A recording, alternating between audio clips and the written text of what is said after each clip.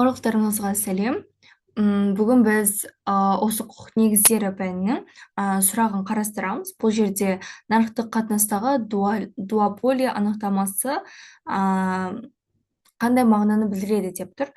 Бұл жерде негізі дұрыс жауабы В варианты, екі сатушы қызмет ететін олигополия деп табылады. Яғни аты айтып тұр, иә, бізде дуо деген екі де мағынаны білдіреді, яғни екі сатушы қызмет етеді. Бұл нарықта үлкен екі алпауыт компаниялардың жұмыс жасауы және де бір-бірімен бәсекелесуі немесе келісім шарттарға отыруы болып табылады.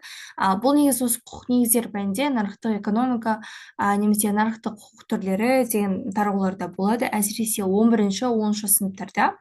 Негізі 11-ші сыныптың кітабын қараңыздар. 11-ші сыныптың кітабында нарықтық экономика немесе нарықтық құқықтық экономика деп аталатын бізде параграфтар бар.